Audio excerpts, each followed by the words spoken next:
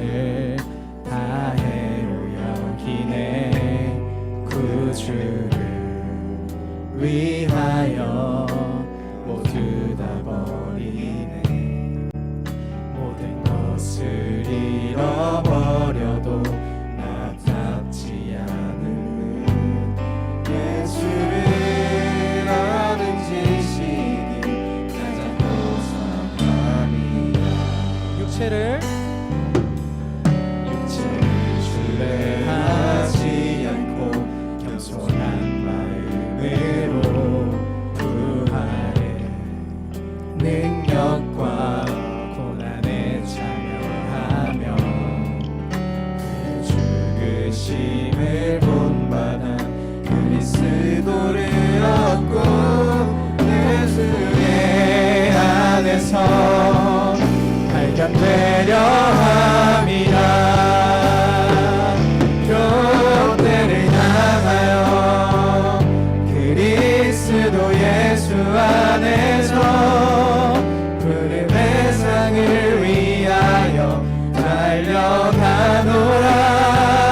이전에 있는 것은 모두 잊어버리고 앞에 계신 그리스도께로 표대를 향하노라.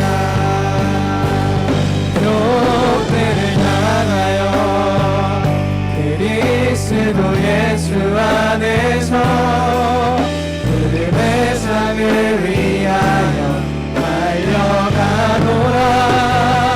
이전에 있는 것은 모두 잊어버리고 앞에 계신 그리스도께로 달려가노라.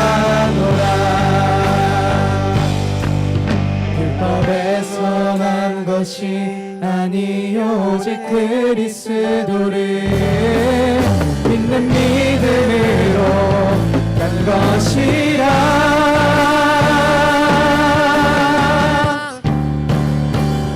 표대를 향하여 그리스도 예수 안에서 부름의 상을 위하여 달려가노라.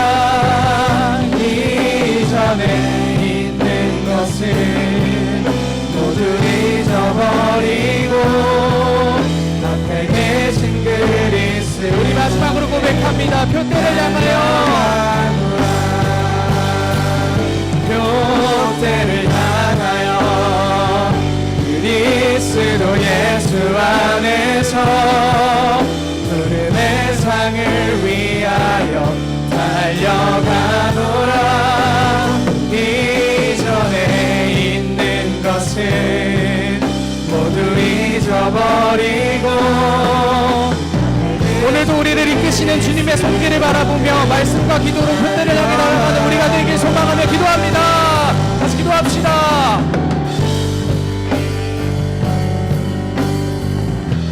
기억 된 거 아니었어? 어떻게 할까? 둥둥둥둥. 근데 너무 낮다.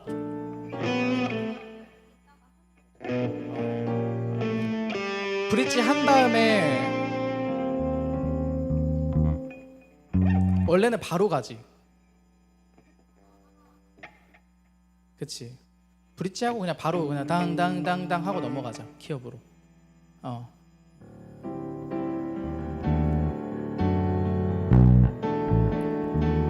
아, 그렇게 해야 되는구나. 어떤 게 좀 더 자연스러울 것 같아?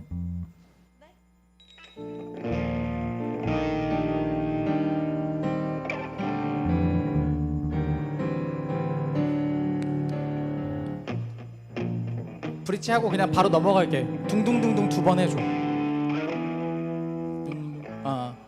그냥 브릿지 끝나고 바로 그냥 키업 하는 걸로 하자.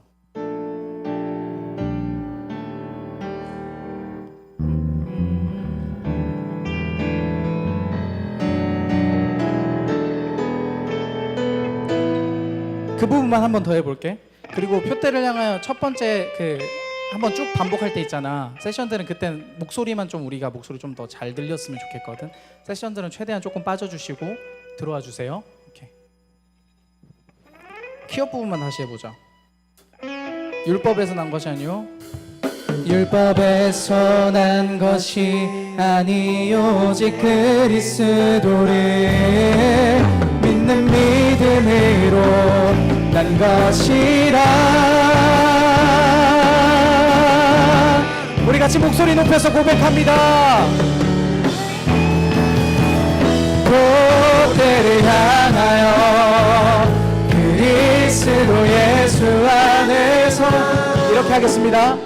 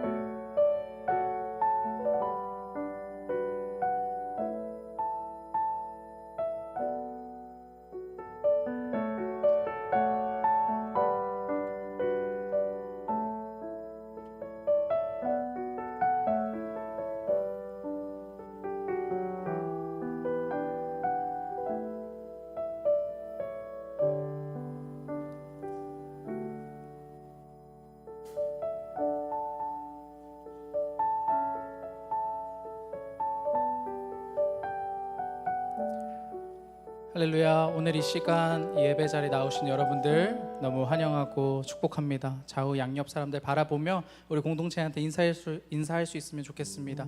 잘 오셨습니다. 잘 오셨습니다. 우리 같이 한 번 더 바라볼 수 있었으면 좋겠습니다. 바라볼 때에 많이 힘들어 보이는 친구들, 청년들이 있을 겁니다. 아울리치 속에서 많이 고생했습니다. 우리 가지 못한 청년들이 있다면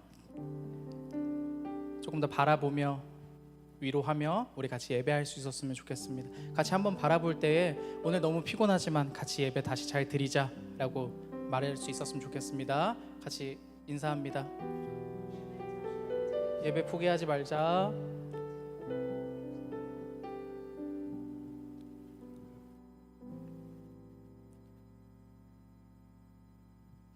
우리 화면을 바라보고 사도신경 천천히 고백할 수 있었으면 좋겠습니다. 같이 고백합니다. 나는 전능하신 아버지 하나님 천지의 창조주를 믿습니다. 나는 그의 유일하신 아들 우리 주 예수 그리스도를 믿습니다. 그는 성령으로 잉태되어 동정녀 마리아에게서 나시고 본디오 빌라도에게 고난을 받아 십자가에 못 박혀 죽으시고 장사된 지 사흘 만에 죽은 자 가운데서 다시 살아나셨으며 하늘에 오르시어 전능하신 아버지 하나님 우편에 앉아 계시다가 거기로부터 살아있는 자와 죽은 자를 심판하러 오십니다. 나는 성령을 믿으며 거룩한 공교회와 성도의 교제와 죄를 용서받는 것과 몸의 부활과 영생을 믿습니다. 아멘.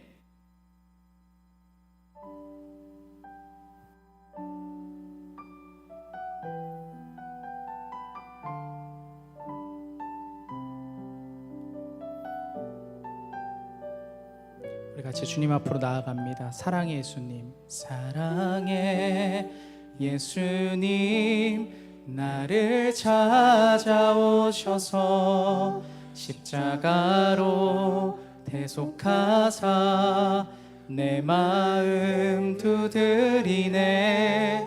오 사랑의 예수님, 지금 내 맘을 엽니다. 내 안에 거하셔서 나의 생명 되소서.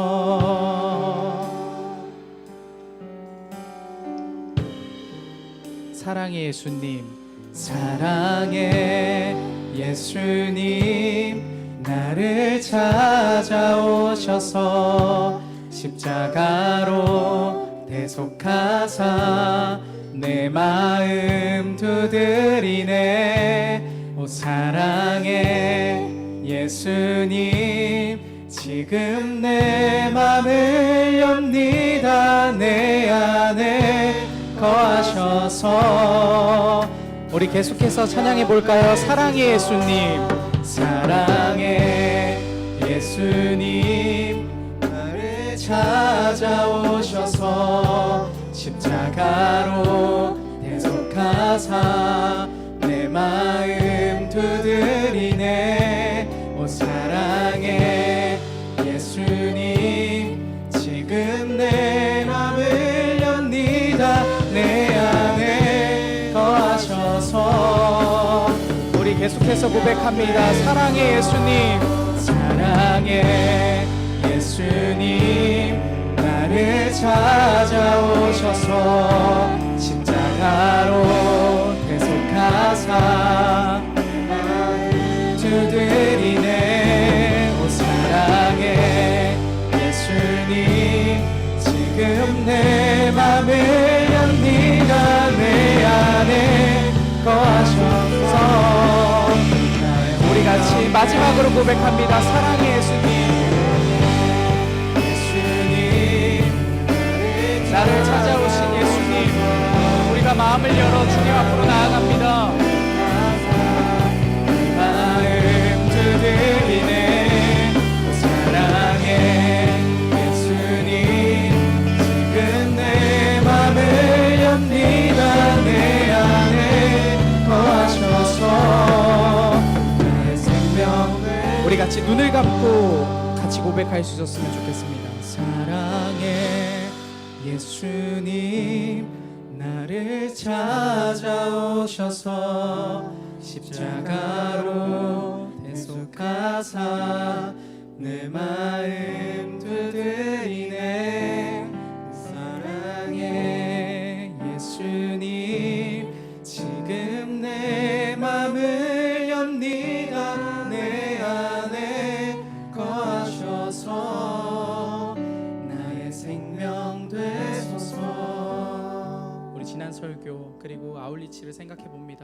아니었습니다. 주님이 주신 그 길, 오늘 주어진 예배, 우리 같이 순종하며 나아가길 원하는 그 마음 같이 붙들면서 나아가길 원합니다. 우리 같이 기도하며 나아가도록 하겠습니다. 같이 기도합니다. 사랑해 주님 감사합니다. 오늘 이 시간 지치고 피곤한 우리를 이 자리에 다시 부르셨습니다. 주님이 예배를 포기치 않게 도와주옵소서. 우리가 가진 이 마음을 정리되지 못하지만 주님 주어진 마음 그대로 나아갈 수 있게 도와주옵소서. 우리 예배가 주님의 영광 받는 예배가 될 수 있게 도와주옵소서. 주님 매일의 기도, 매일의 말씀, 매일의 예배 속에서 순종을 원하시는 주님, 저희가 그 가운데 나아갈 수 있게 도와주옵소서. 순종하며 나아갈 수 있게 도와주옵소서. 청년들의 정보를 우리가 나아갈 수 있게 도와주옵소서. 주님 우리의 마음을 여시옵소서. 우리 마음을 여시고 주님 앞에 나아갈 수 있게 도와주옵소서. 주님 이 오늘 영광 받아주시옵소서.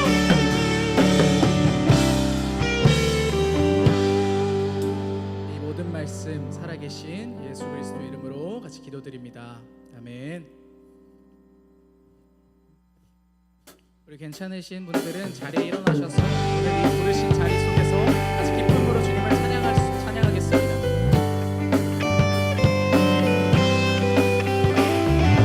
모두 나와 주 경배하네. 인도하신 부르심 따라 우리의 힘과 계획을 내려놓고 주님만 바라보네. 생명 주신 우리와 함께, 생명 주신 주 우리와 함께 허물과 죄 고백함으로 주님의 얼굴 전심으로 구할 때 주님 응답하시네. 이곳에서 우리 인도하셨네. 주의 크신 능력 우리 붙드셨네. 주님 앞에 나올 때 이곳에서 우리는 예배하네. 행하신 일 함께 노래하네. 우리를 돌이키시는 주의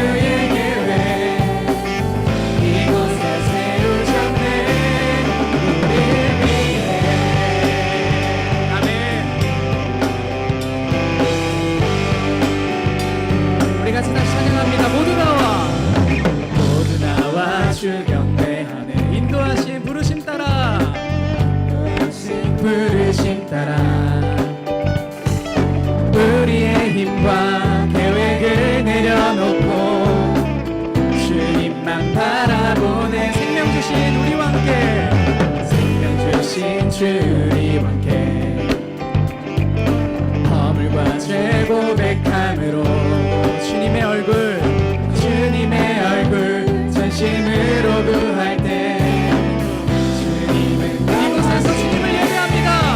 이곳에서 주님을 예배하네.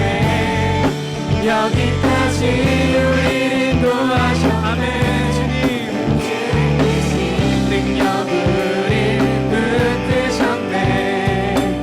주님 앞에 나올 때 이곳에서 우리는 예배하네. 행하신 일 함께 노래하네. 우리를 돌이키시는 주의 계획. 우리 계속해서 찬양해볼까요? 이곳에서 주님을 예배하네. 여기까지 우리를 인도하셨네. 주의 크신 능력 우리 붙드셨네. 이곳에서 우리는 예배하네. 행하신 일 함께 노래하네. 우리를 돌이키시는 우리 같이 마지막입니다. 이곳에서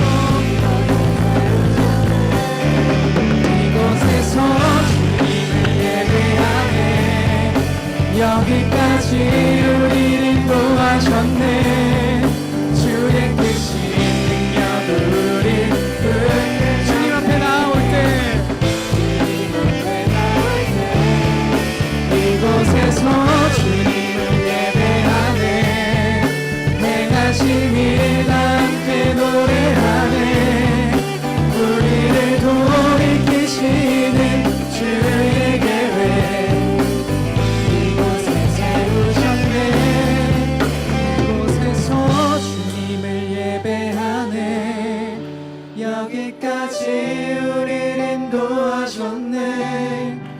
주의 크신 능력 우리 붙드셨네. 주님 앞에 나올 때 이곳에서 주님을 예배하네. 행하신 일 다 함께 노래하네. 우리를 돌이키시는 주의 계획 이곳에 세우셨네. 우릴 위해.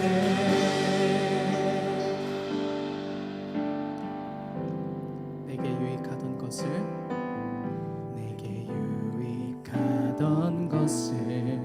다대로 여기네. 구주를 위하여 쏟아버리네.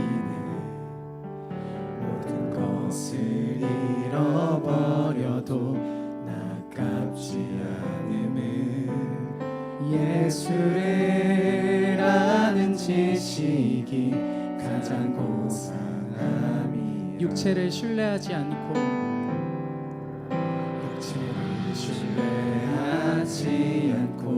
겸손한 마음으로 부활의 능력과 고난에 참여하며 그 죽으심을 본받아 그리스도를 얻고 예수의 안에서 발견되려 함이라. 표대를 향하여 그리스도 예수 안에서 부름의 상을 위하여 달려가노라. 이전에 있는 것은 모두 잊어버리고 앞에 계신 그리스도께로 달려가. 표대를 향하여 그리스도 예수 안에서 부름의 상을 위하여 달려가노라. 이전에 있는 것을 모두 잊어버리고 앞에 계신 그리스도. 우리 같이 믿음으로 계속해서 선포합니다. 표대를 향하여 그리스도 예수 안에서 부름의 상을 위하여 달려가노라. 이전에 있는 것은 모두 잊어버리고 앞에 계신 그리스도께로 달려가노라. 율법에서 난 것이 아니요 오직 그리스도를 믿는 믿음으로 난 것이라. 우리 같이 목소리 높여서 같이 고백합니다. 표대를 향하여 교대를 향하여 그리스도 예수 안에서 부름의 상을 위하여 달려가노라. 이전에 있는 것은 모두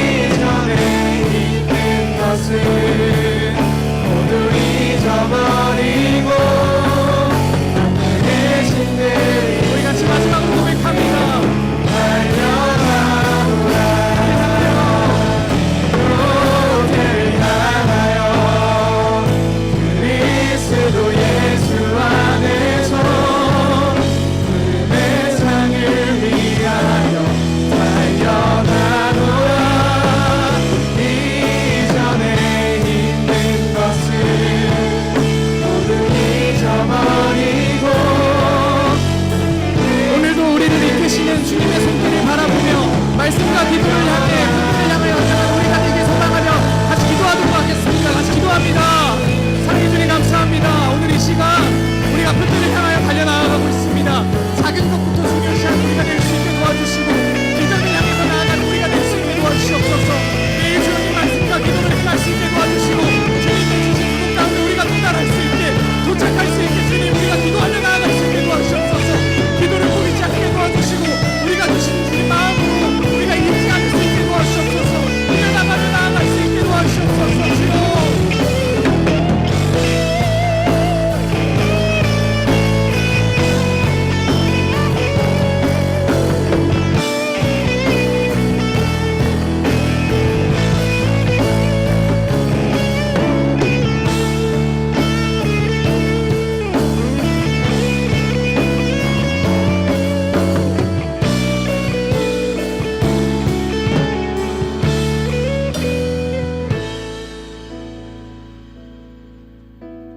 기도드립니다. 사랑이 많으신 주님, 오늘 우리를 여기 부르시고 함께 예배하게 하심에 감사드립니다. 주님, 저희가 주님의 이끄심을 통해 3일간 문경 땅에서 아이들을 만나 함께 시간을 보내고 그들과 함께 서로를 위해 기도하고 교제하는 시간을 보내고 무사히 돌아왔습니다. 눈물로 기도한 아이들의 음성을 들으신 주님, 그들의 마음과 소리를 더 귀 기울여 주시고 예배의 마음이 회복될 수 있도록 도와주세요. 아이들 모두가 더욱 끈끈한 서로의 동역자가 되어줄 수 있도록 이끌어주세요. 아이들이 예배를 진심으로 사모하고 기대하는 마음으로 준비하는 모습을 보며 우리의 예배 또한 당연한 것이 아니라 더욱 간절한 마음을 가지고 서로를 위해 기도하며 기대하는 마음으로 나아갈 수 있길 원합니다. 애쓰고 수고한 사람들이 여기 있사오니 주님께서 그들의 마음에 평안을 주시고 또 한 주를 살아갈 때 세상 속에서 살아갈 수 있는 힘과 에너지를 더욱 부어주시길 소망합니다. 오늘의 말씀을 전하실 목사님을 위해 기도합니다. 덥고 힘든 상황에서도 누구보다 먼저 움직이시고 우리에게 큰 힘과 버팀목이 되어주시는 목사님의 영육간의 강건함을 주시길 원합니다. 오늘의 말씀을 들을 때 여기 모인 모두의 귀가 열릴 수 있도록 하시고 지치고 힘든 몸과 가진 지체가 있다면 그들이 치유될 수 있도록 도와주세요. 우리와 함께 항상 함께 하시는 주님께 감사드리며 예수님의 이름으로 기도드렸습니다.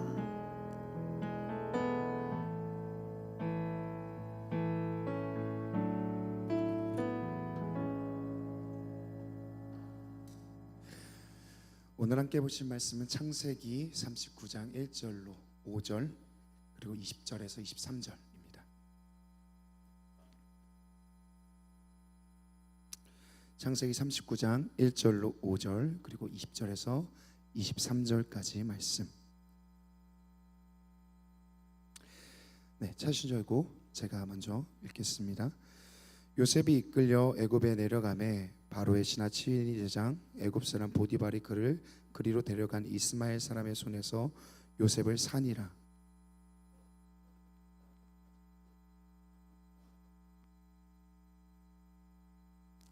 그의 주인이 여호와께서 그와 함께 하심을 보며 또 여호와께서 그의 범사에 형통하게 하심을 보았더라.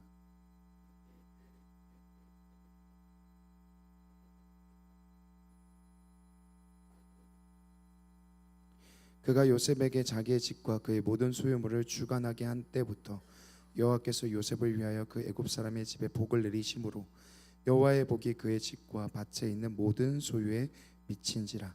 20절입니다. 20절 띄우시고 읽겠습니다.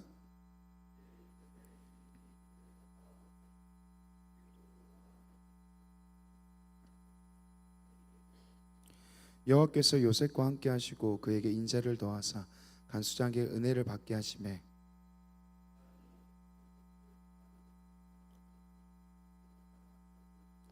함께 읽겠습니다. 간수장은 그의 손에 맡긴 것이 무엇이든지 살펴보지 아니하였으니 이는 여호와께서 요셉과 함께 하심이라. 여호와께서 그를 범사에 형통하게 하셨더라. 아멘. 요즘 대한민국은 사실 이런 단어들이 있죠. 국뽕이라는 단어가 있습니다. 네, 뭐 국뽕이 차오른다, 나라에 대한 품격들이 올라갔다라고 생각할 때 이런 단어들을 사용하지요. 세계적으로 유명한 한국인들이 예전에 비해서 훨씬 더 많아진 것 같아요. 여러분이 아는 뭐 세계적으로 유명한 한국인들 누가 있습니까? 뭐 손흥민도 있겠고요, BTS도 있겠고요, 뭐 블랙핑크도 있겠고요. 우리가 아는 많은 이런 뭐 유명한 사람들이 지금 현재 있는데요. 지금으로부터 한 40년 전에요. 우리나라의 이 대한민국에 가장 유명한 한국인, 세계에서 가장 유명했던 한국인 중에 한 사람은 누구였을까요? 혹시 아십니까? 뭐 여러분 이 이름을 들어봤을지 모르겠습니다. 기네스북에 올랐던 한 교회 목사님이시거든요. 한때는 성도 수가 최대 70만 명이라고 하는 모였던 그 여의도 순복음 교회를 개척하셨던 분이죠. 조용기 목사님이란 분입니다. 아마 여러분 한 번쯤 이 이름을 들어봤을지 모르겠습니다.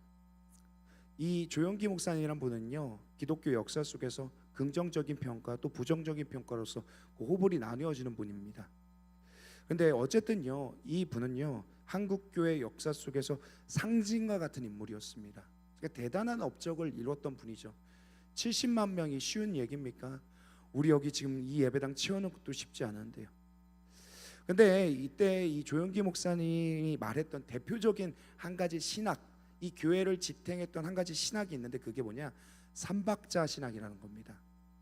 요한 3서 1장 2절 말씀을 근거로 얘기하거든요. 내 영혼이 잘된 같이 내가 범사에 잘되고 내가 강건하기를 내가 간구하니라. 이걸 어떤 의미로 해석했냐면요, 조용기 목사님은요, 하나님을 믿고 예수님을 믿으면 네 영혼의 구원이 찾아오고 영혼이 잘되고 범사도 잘되고 현재적 삶의 물질적 축복과 풍요와 형통함이 찾아오고 또 강건하기를 육체와 마음의 건강과 장수의 축복까지를 주신다.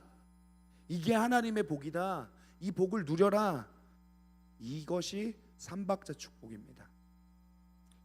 지금은 우리가요 상상할 수도 없겠지만요, 이 당시에 40년 전 50년 전 당시의 조국은요 전쟁 이후에 황폐해진 땅입니다.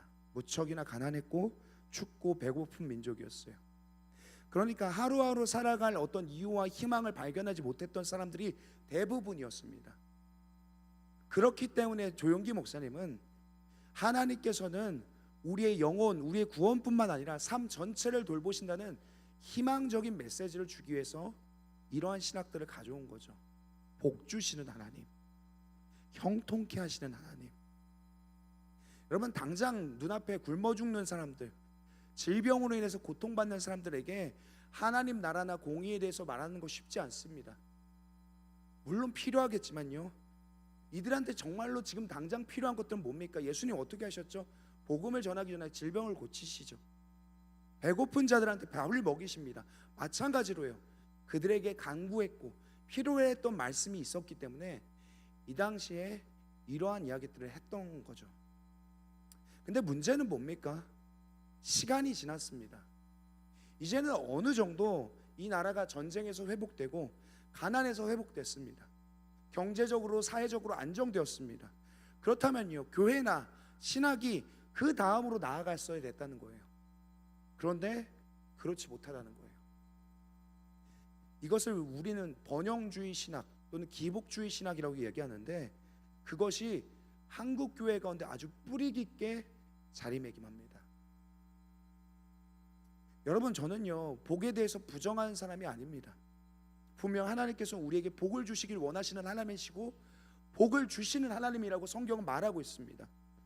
그런데 우리가 이 복에 대한 해석을요 무조건 하나님 잘 믿으면 복 받고 성공하고 번영을 이루는 것으로 해석한다면 이것은 한 부분을 전체로 오해하는, 왜곡하여 해석하는 문제라는 거예요.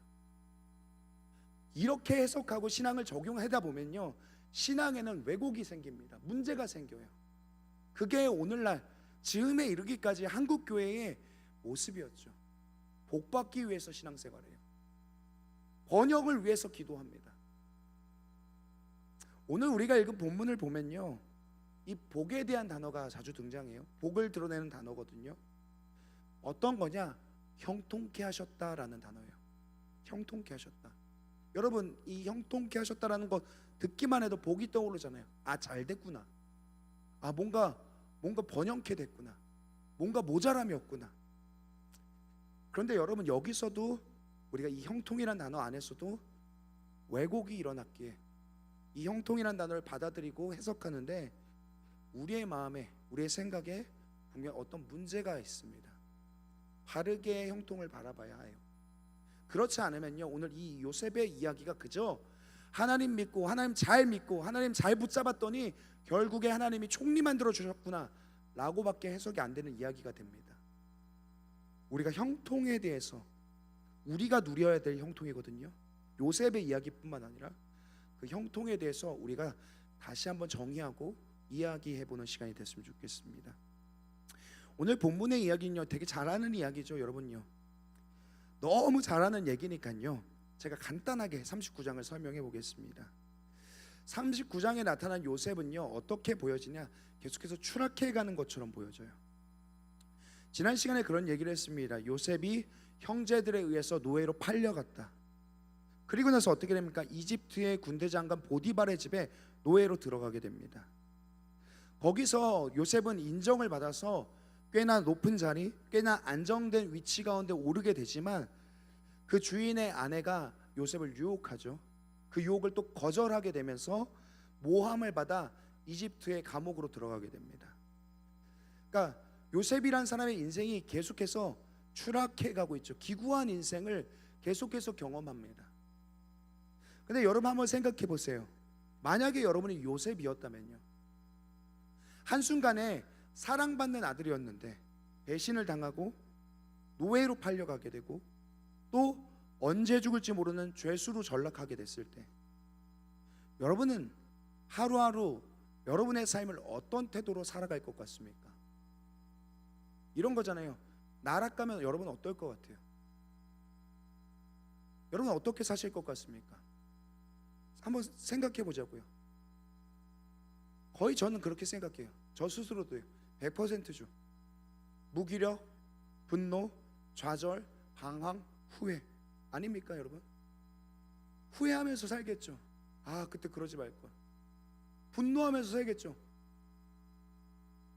근데 요셉이라는 사람은요, 이상하다는 거예요. 오늘 말씀을 보니까요, 이런 모습이 보여지지가 않아요. 어딜 가서든지 열심히 했다, 최선을 다했다, 인정받았다, 이런 얘기만 들립니다. 보디발의 집에서뿐만 아니라 감옥에 가서도 열심히 살아요. 이상하지 않습니까? 여러분, 이 부분을 읽으면서 이거 이상하게 여기지 않았다면 여러분 성경을 어떻게 보는 거예요? 동화처럼 읽는 거예요. 그냥 공주와 왕자가 행복하게 잘 살았습니다, 이렇게 보는 겁니다. 우리의 삶에 대입해 보자고요. 사람이 계속해서 추락하게 되면요, 끝없는 밑바닥으로 가게 되면 아무리 경험치가 대단한 사람일지라도 흔들릴 수밖에 없어요.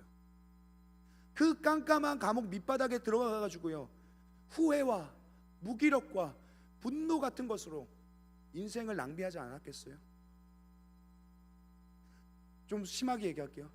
그 형님 그 새끼들만 없었으면, 그 보디발의 안에 그것만 없었으면 이를 아득바득 깔면서 늙어가지 않았겠어요? 근데 이상하다는 거죠. 뭔가 다른 그의 삶의 태도가 있어요. 그래서 저는요, 여러분, 이 부분이요, 이 태도, 그의 태도를 결정하는 요인이 바로 그의 형통함이 무엇인지를 에 대해서 볼 수 있는 어떤 단서라고 생각해요. 그의 형통함의 단서죠.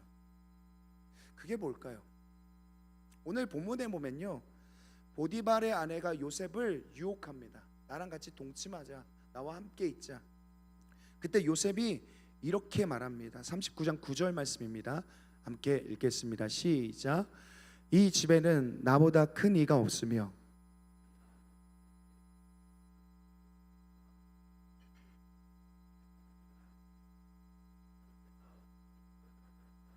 하나님께 죄를 지으리까. 이 부분을 잘 읽어보면요, 이 말 속에, 그의 이야기 속에 요셉이 가지고 있는 그의 믿음이 드러납니다. 어떤 믿음입니까? 여러분 뭐예요? 39장 9절에요. 무슨 믿음이 있죠? 지금 요셉은요, 이 보디발의 아내와 단둘이 있습니다. 아무도 없는 방에 지금 둘밖에 없어요. 거기서 요셉이 이렇게 말하는 겁니다. 내가 어찌 이 큰 악을 행하여 하나님께 죄를 짓겠습니까? 요셉은요, 자기가 나락으로 떨어진 이 상황 속에서도요, 어떤 믿음을 포기하지 않았냐? 지금도 자신의 행위를 하나님께서 지켜보고 계시다는 그 믿음을 가지고 있어요. 여러분, 제가 2주 전에 그런 얘기를 했었잖아요. 요셉이 꿨던 꿈을 형들에게 말할 때에 자기의 꿈에 주어를 붙이지 않았다. 비워져 있죠, 주어가요. 내가 이렇게 할 거예요, 형님, 내가 이런 사람이 됩니다, 아니었습니다. 주어가 없는 꿈을 형들에게 얘기했어요. 근데 저는요, 어쩌면 그때부터였더라고 생각해요. 요셉이 아버지 집에 있을 때 그의 아버지의 말을 듣고 되게 먼 길이었는데 형들에게 찾아가는 순종을 하죠. 형들을 찾으러 가는 그 순종을 합니다. 또 보디발의 집에 있을 때도요, 성실하게 일하며 인정을 받아요. 또 심지어 죽을 날을 받은 감옥 안에서도요, 그는 동일한 삶의 태도를 보여줘요. 그리고 나중에 그가 애굽의 총리가 되는데 거기서도 마찬가지입니다. 그는 열심히 살아요. 그러니까 성경은요, 요셉의 옷을 계속 바꿔 입게 해요. 제색 옷 입었죠, 노예의 옷을 입죠, 죄수의 옷을 입죠, 총리의 옷을 입죠. 그럼에도 불구하고 옷이 바뀌어가지만 그의 삶의 태도는 여전히 동일하다는 거예요. 뭐예요? 그 바탕에 있는 신앙 때문에요. 어떤 신앙입니까? 어떤 믿음입니까? 하나님이 지금도 나를 보고 계시다. 내가 어디 있든 무엇을 하든 어떤 위치에 있든 하나님이 나를 보고 계시다. 여러분, 지금 이 요셉에게 주어진 노예와 죄수라는 이 두 가지 상황은요, 제가 봐도, 요셉이 봐도 내 인생 끝났다, 나락 갔다, 에라 가서 죽자, 이 메시지밖에 안 돼요. 그런 생각밖에 안 들어갑니다. 보통 많은 사람들은 이 상황 속에서 무기력과 좌절과 분노와 포기로 받아들입니다. 근데 요셉이란 사람은 그렇지 않았다는 거예요. 하나님이 보고 계시다, 하나님이 함께하고 계시다, 그 믿음이 그의 앞서에 있었어요. 그 믿음을 토대로 어떻게 하냐? 자기에게 주어진 이 상황을 해석해요. 그리고 그 해석된 시각으로 삶의 방식을 결정해요. 저는요, 형통함의 핵심이 바로 여기 있다고 생각해요. 결국 하나님이 나와 함께 하시다는 그 믿음, 내 인생을 돌보고 계시다는 그 믿음, 그 믿음으로 나의 태도를 정하고 나의 삶의 방향을 정하고 나이가 처한 그곳에서의 삶의 모습을 정해서 살아가는 것, 성경은 그것이 형통함의 모습이라고 이야기해요. 그렇다면요, 오늘 우리는요, 아들에서 노예가 되고 노예에서 죄수가 된 요셉이 이렇게 성실하게 또 최선을 다해서 자기가 있는 그곳에서 살아갔던 이유에 대해서 어느 정도 납득하면서 생각할 수 있을 것 같습니다. 그런데 우리는요, 어떻습니까? 대부분 요셉과 같은 선택을 하지 않아요. 반대로 하죠. 하나님이 나와 함께 하신다는 그 믿음의 근거에서 상황을 해석하고 그 해석된 대로 내 삶을 살아가는 것이 아니라 상황을 보고 기분을 결정하죠. 그 기분에 따라서 해석을 하고 그리고 그게 믿음에까지 영향을 줘요. 결국 뭐라고 얘기합니까? 우리가 뭔가 실패했을 때, 뭔가 내 마음대로 되지 않을 때 되게 쉽게 이렇게 얘기해요. 하나님 나와 함께 하지 않아. 하나님 날 포기하셨어. 내 인생 돌보지 않으셔. 너무 자연스럽게 얘기한다는 거예요. 왜죠? 믿음을 바탕으로 우리의 삶의 태도가 나와야 되는데 상황을 눈으로 보고 감정을 결정해서 우리의 삶의 태도를 결정하기 때문에 믿음이 결여되어 있어요. 그러다 보니 삶이 형통함으로 끌려가는 것이 아니라 내 감정과 기분과 상황과 환경에 지배되어 좌지우지되는 삶이 된다는 거예요. 심지어 믿음 또한 그것에 좌지우지된다는 거예요.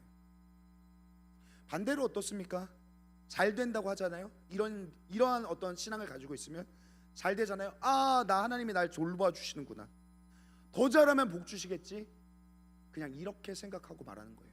그저 상황과 환경에 막 일희일비하면서 살아가는 것이 우리의 신앙의 행태라는 겁니다. 근데 그게 아니라는 겁니다. 주어진 상황이 어떻든 간에 나와 함께 하신다는 믿음을 바탕으로 상황과 환경을 바라보고 그것이 나의 삶의 태도가 되어야 돼요. 여러분 지금 어디 있습니까? 우리가 있는 곳 어디입니까? 여러분 그곳에서 여러분 그것을 어떻게 해석하고 바라보고 어떤 태도와 포지션으로 있기를 결정하고 있습니까? 믿음이 근거가 아니면, 하나님이 나를 오늘도 지켜보셔라는 그 믿음이 근거가 아니면, 여러분 분명해요. 여러분 감정에 따라서, 여러분 기분에 따라서, 여러분이 생각하는 어떤 기준에 따라서 계속해서 오늘 이곳이 나락이다 생각하면서 살아갈 거예요. 거기에 하나님의 형통함도 하나님의 섭리도 없어요. 우리가 무엇을 어떻게, 우리에게 주어진 상황을 어떻게 해석하느냐, 그 힘이 바로 형통함의 비결이라는 겁니다. 그런 요셉의 삶을요, 성경은 이렇게 표현합니다. 39장 2절인데요, 제가 읽어드릴게요. 여호와께서 요셉과 함께 하심으로 그가 형통한 자가 되어 그의 주인 애굽 사람의 집에 있으니, 그가 형통한 자가 됐다.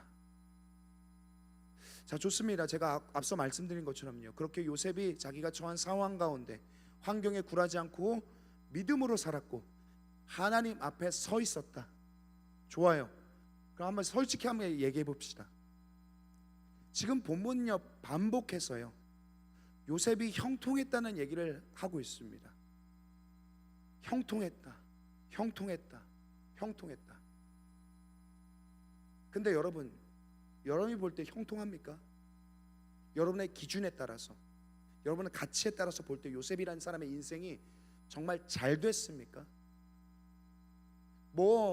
물론 보디발의 집에 가서도 인정받았고 감옥에 가서도 인정받았고, 근데 정말 이게 잘 된 거예요? 아버지 집에서 상속자였다가 노예가 됐다가 심지어 지금 뭐예요? 죽을 날 받은 그 감옥의 죄수예요. 중간에 뭐 조금 잘 되고 말고 뭐 이렇게 인정받고 뭐 이러고 있는데, 근데 이 꼬라지가 뭐냐는 거예요. 삶의 자리가 계속해서 더 비참해지고 있는데 이걸 어떻게 형통하다라고 말할 수 있어요? 앞서 말한 것처럼요, 뭐 삼박자 축복, 하나님 믿으면 뭐 영혼의 구원이 찾아오고 범사도 잘 되고 강건하고, 뭐 그 정도는 아니더라도 최소한 요 모양 요 꼴은 아니어야 되잖아요. 앞서 말한 것처럼요, 아무리 믿음으로 살고 그 믿음을 바탕으로 최선을 다해서 살아간다 할지라도, 그래서 나는 지금 이런 처지에 있지만 하나님이 나를 보고 계십니다, 나는 형통한 사람입니다 라고 아무리 떠들고 말할지라도요, 누군가의 눈엔 그게 뭘로 보여요? 정신승리처럼 보인다는 거예요. 아, 정신승리 잘하네, 저 인생 봐 나락 갔는데 정신승리하고 있네. 우리가 여기서 형통을 볼 때 또 한 가지 관점이 필요해요. 여러분 성경에서 말하는 복에 대해서 말할 때 복은 토브라는 단어로 표현해요. 토브는 뭐냐? 복이 좋다, 복의 심이 좋다 라는 단어입니다. 하나님께서 창세기에서 사람을 만드시고 나서 처음 그 사람들을 보시고 만물을 보실 때 토브 그러세요. 너무 복이 좋다, 복되다, 이런 의미입니다. 우리가 복에 대해서, 형통이란 것에 대해서 생각할 때에 중요한 건 뭡니까? 내 인생을 복되다고 말하는, 복되다고 보는 그 관점의 주체가 내가 아니어야 한다는 거예요. 무슨 말이냐면요, 우리는 보통 이렇게 얘기해요. 우리의 기준, 우리의 가치, 우리의 성취 같은 것들로 내가 복된 인생인지 내가 형통한 삶인지를 판단하려고 해요. 근데 그게 아니라 중요한 건 뭡니까? 하나님이 나를 보실 때 이 사람이 복된 사람인가, 이 사람이 형통한 사람인가, 그 기준과 가치가 하나님께 있다는 거예요. 오늘 이렇게 얘기하잖아요. 아까 2절 말씀이죠. 여호와께서 요셉과 함께 하심으로 그가 형통한 자가 됐다.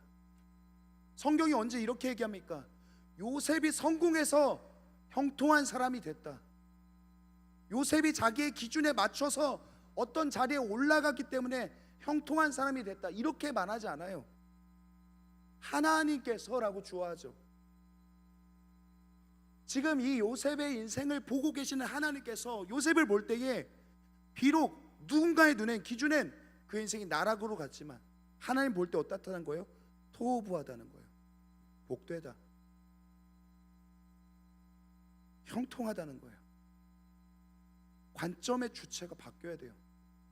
내가 내 인생의 복됨과 형통을 결정하지 않아요. 하나님이 보실 때 내가 어떤 사람인지가 중요해요. 복된 사람인가? 형통한 사람인가? 결국 우리의 형통이라는 것은 무엇입니까? 내 기준, 내 가치, 내 성취, 내가 얼마나 연봉, 내 직업 내가 어떤 집에 살고, 이것이 막힘없이 흘러가는 인생이 형통이 아니라 하나님의 뜻이, 하나님의 기준이, 하나님의 가치가 내 안에서 나를 통해 막힘없이 이루어져 가고 있는 것, 그것이 성경이 말하는 형통이라는 거예요. 하나님이 볼 때 요셉은 감옥에 가고 포로가 되고 구덩이에 갔지만 하나님 볼 때 뭐예요? 그게 형통이라고요. 우리가 볼 때 어때요? 나락이단데 전혀 다른 관점이에요. 잘 되고 있네, 잘 진행되고 있어, 그래 내가 원하는 목적지로 지금 가고 있네. 요셉의 인생이 그렇다는 거예요. 우리는 어때요? 계속 상황과 환경에 지배받아요. 눈에 보이는 시시각각의 문제로 지배받아요. 하나님의 관점이 다르다는 걸 여러분 인식해야 됩니다. 지금 요셉의 인생이 누가 봐도 망해가는 것 같지만 그는 이 하나님의 형통함 속에서 하나님의 뜻이 그 안에서 막힘없이 진행되어져 가고 있는, 흘러가고 있는 중입니다. 그 가운데 요셉은 어떻습니까? 아까 말했죠, 믿음으로 살죠. 상황과 환경에 지배당하지 않고 그는 믿음을 가지고 하나님을 주시하면서 삶을 놓지 않습니다. 이 환상의 콜라보, 그를 형통케 하시는 하나님과 믿음으로 살아가기를 결정하는 요셉의 태도를, 이 두 가지가 콜라보레이션 돼서 요셉의 인생을 형통케 하신다는 거예요. 자, 그러면요, 형통은 그렇다 칩시다. 요셉은 뭐 그렇다 치고요, 중요한 건요, 우리 아닙니까? 아, 요셉이 잘 됐구나, 믿음이 있었구나, 하나님 볼 때 걔는 잘 되고 있는 거구나. 우리의 인생은 어떨까요? 하나님의 관점 속에서 나는 과연 형통한 사람인가? 나는 복된 인생인가? 여러분 스스로를 어떻게 생각하십니까? 여러분 복된 사람입니까? 형통해 보여요, 여러분이요? 오늘 말씀 속에 보면요, 요셉에게는요, 그가 형통했다고 하는 구체적인 흔적들이 그의 삶의 순간순간마다 드러나요. 아, 얘를 보면 아, 이게 형통이구나, 우리가 배울 수 있어요. 요셉을 보면서 그러면 우리 삶에 내가 복 있는 사람이라는 증거, 내가 형통하다는 증거, 오늘 이 말씀 속에서 우리가 볼 수 있는 것 같아요. 창세기 39장 3절인데요 한번 띄워주시겠습니까? 같이 한번 읽어보겠습니다. 그의 주인이 여호와께서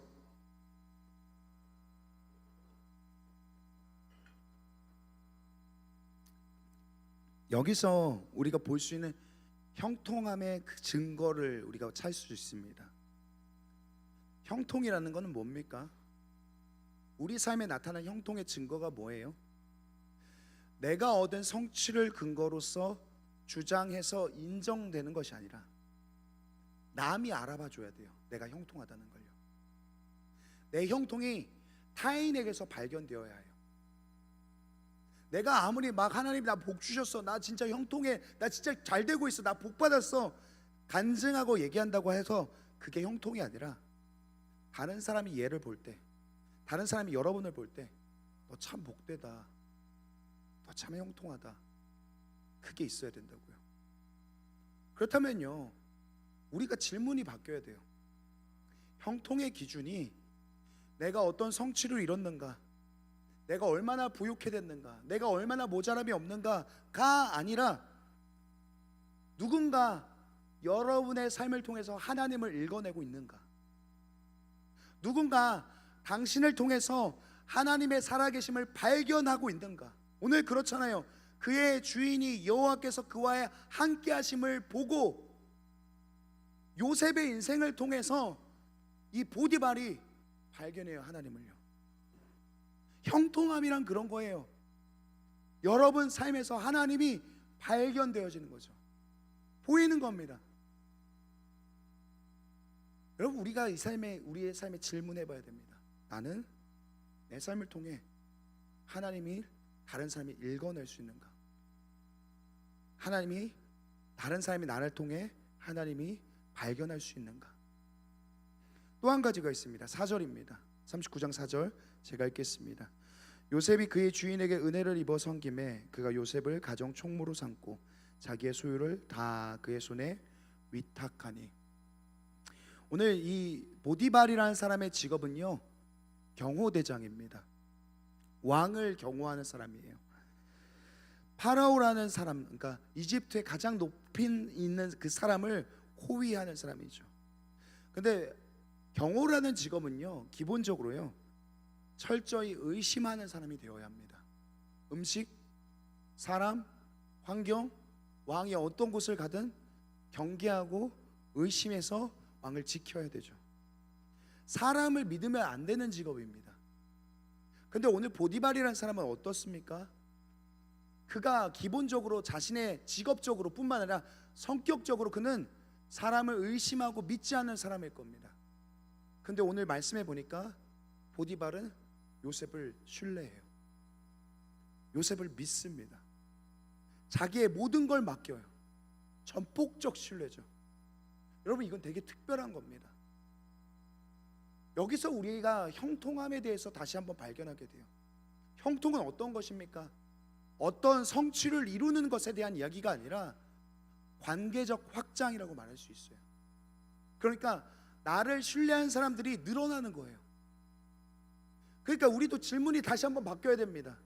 당신은 어떤 성취를 이뤘습니까? 이게 형통이 아니라, 그래서 예수 믿고 당신을 신뢰한 사람들이 많아졌습니까?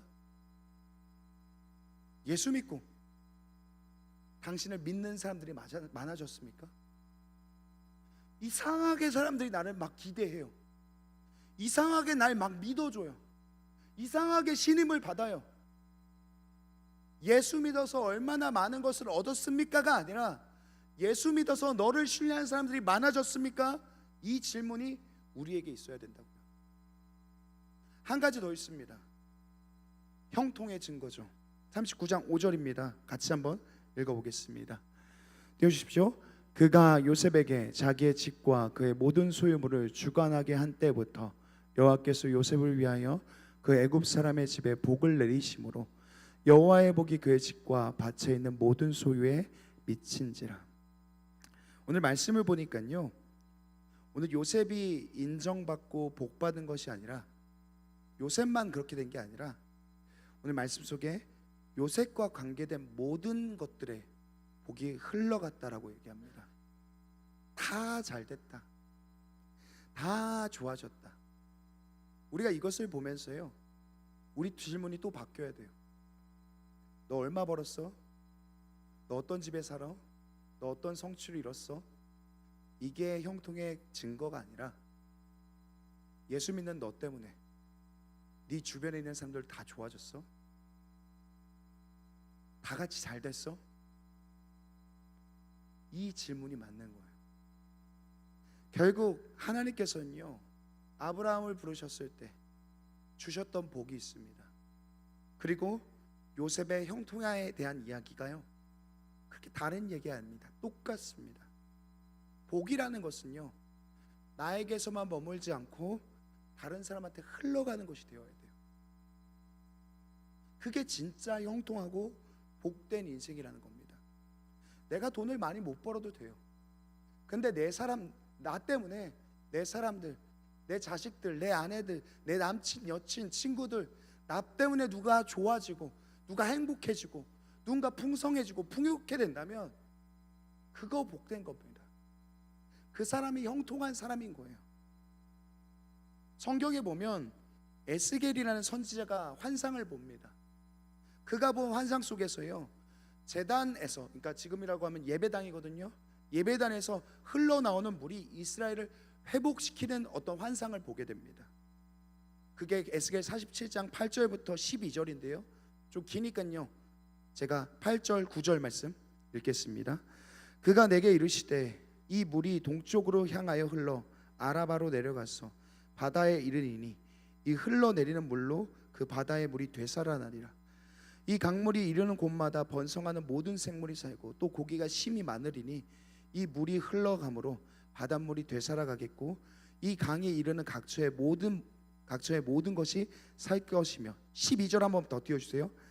강 좌우가에는 각종 먹을 과실 나무가 자라서 그 잎이 시들지 아니하며 열매가 끊이지 아니하고 달마다 새 열매를 맺으리니 그 물이 성소를 통하여 나옴이라.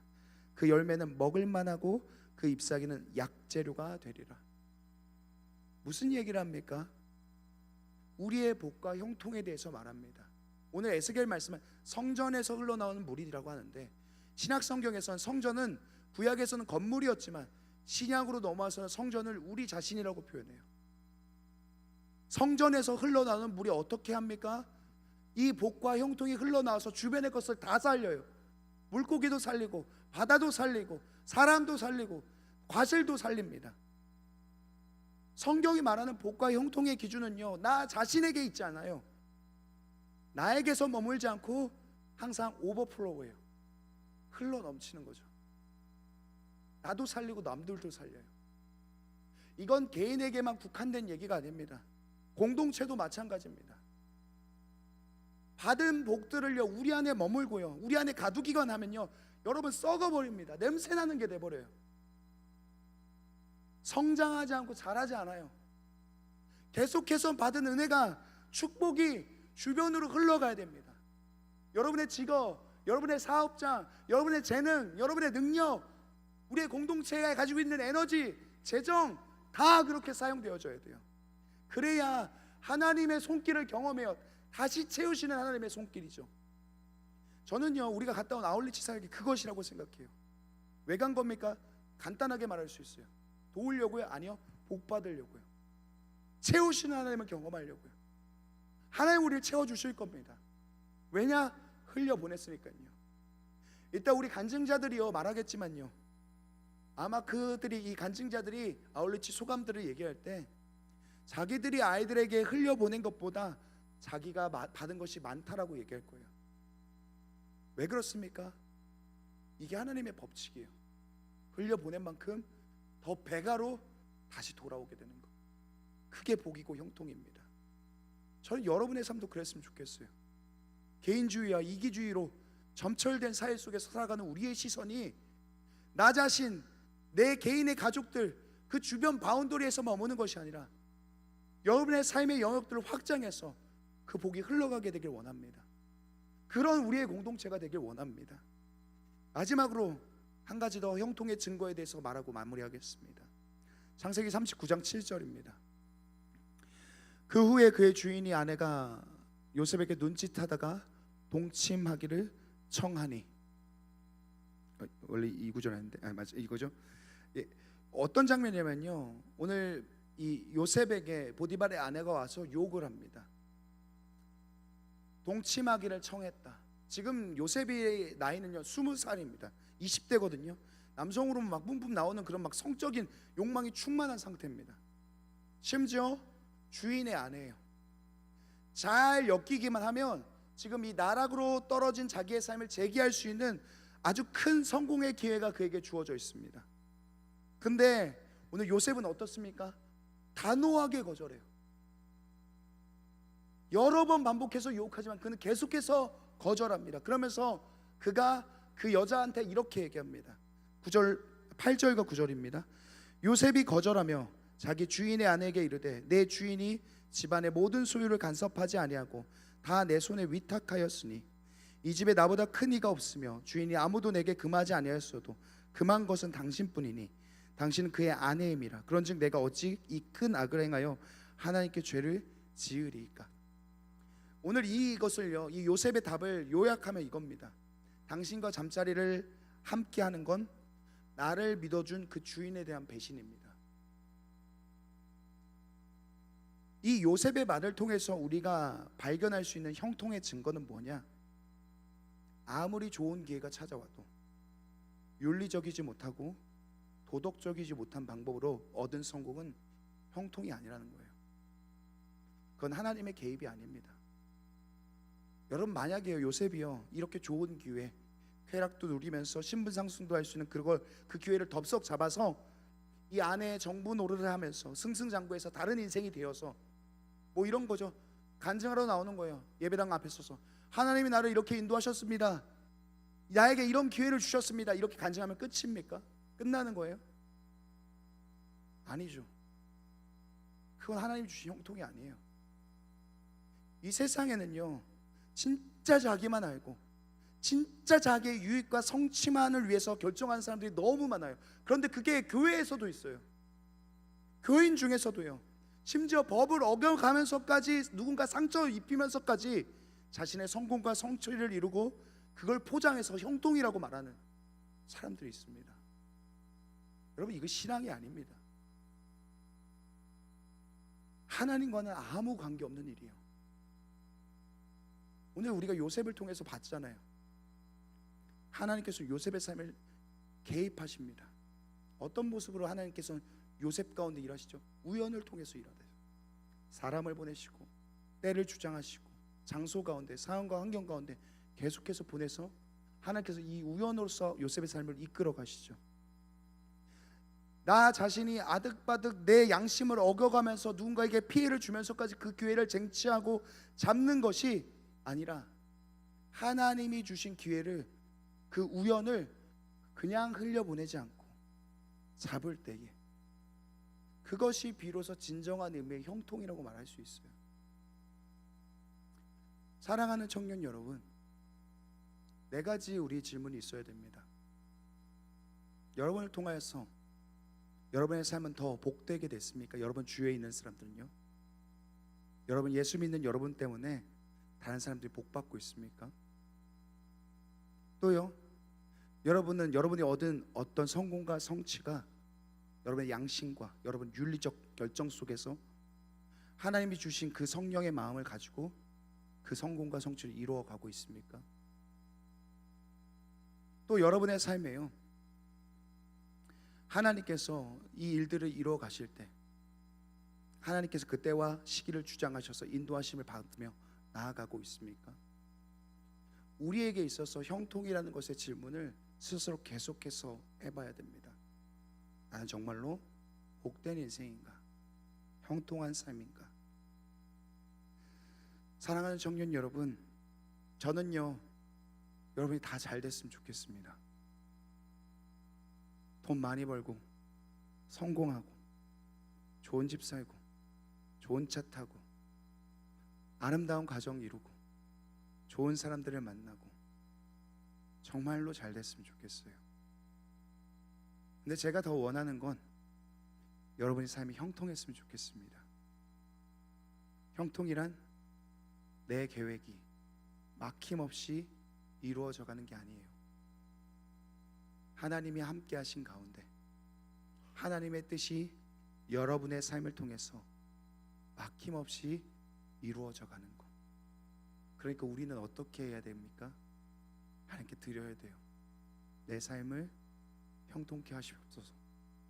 내 형통을 내가 이루어 가는 게 아니라 하나님이 우리의 삶을 형통으로 인도해 가셔야 합니다. 그래서 그것 때문에 여러분의 주변에 오버플로우가 일어나야 돼요. 받은 은혜와 축복과 여러분의 풍요와 여러분의 에너지들을 나눌 수 있는 사람들이 되어야 합니다. 그럼 더 하나님께서 채워주실 거예요. 그 주변을 더 많이 살릴 수 있는 정말로 복된 인생들이 될 겁니다. 저는 그런 기대가 우리 공동체 여러분에게 있습니다. 저와 여러분이요, 우리가 이 하나님의 형통을 바라면서 살아가는 우리가 되길 간절히 축원합니다. 우리 함께 찬양하고 기도하겠습니다.